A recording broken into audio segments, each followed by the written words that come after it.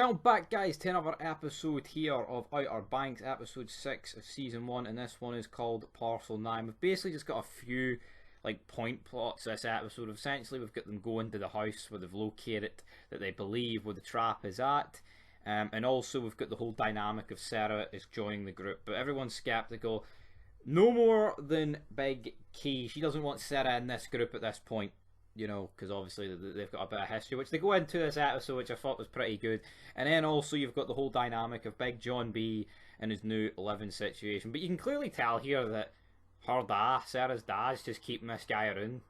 Like, I've watched a few episodes more into the future, so I mean, but I thought this at the time still. Like I said, I think it was the end of the last review. Is like, keep your enemies close. No, keep your friends close, but your enemies closer. Because obviously he knew that John B's up to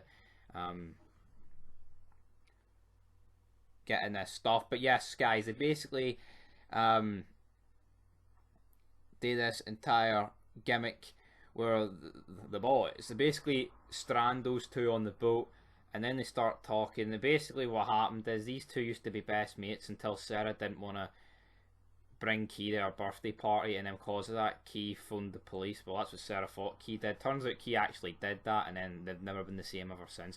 Like, I mean, I wasn't expecting the greatest of reasons, like, but to me that's just petty. And then Sarah's like, when I get close to someone, I have to let them go, man. Yeah. And then Key's just sitting there greeting about the whole situation.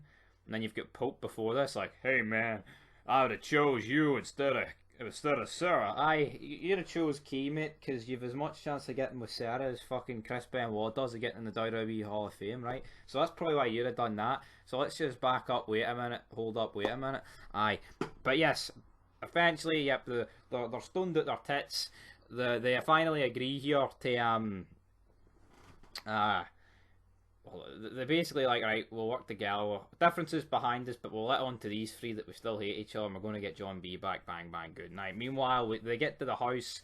The spooky legend where the woman who's there killed her husband, and that the daughter used to babysit JJ, and he's like, there's a head in the house. And it turns out the head's actually in the well. Yes, they discover the well where the water is.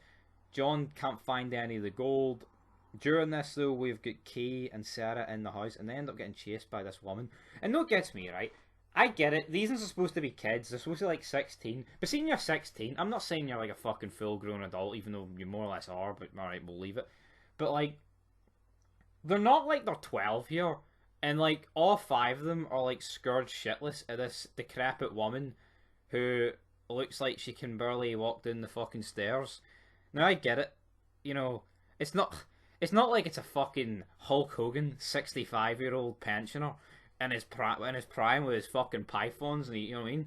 It's some woman who'd get blown over by the slightest gust of wind. So I thought that was a wee bit stupid, but Big John B, he manages to discover some of the gold here, but obviously can't lift it all. And as they're managing to pull him out, your woman comes down with a shotgun. She starts firing, but she's missing because obviously she's blind. The group, though, they manage to escape, which I like. But like I say, I mean, it's a cool dynamic, but it's kind of like, well, why in the name of fuck is like they're treating this old woman like she's a fucking final boss in some sort of game? I don't know, man. But yeah, John B is absolutely covered in shite here, and basically the kids, they're all marking out because they're going to be rich with the amount of money and gold that the amount of money that the gold's going to make them. And so, but will things come to fruition? Who knows, guys? But anyway, I'll date for this episode out of Banks. It was another pretty decent episode. This show hasn't really, I mean, my expectations aren't exactly through the roof. It's good, you know, it's good. No complaints for me. It's actually great in parts, but you know, I just feel like stuff like them being scared of like a 90-year-old woman with a shotgun.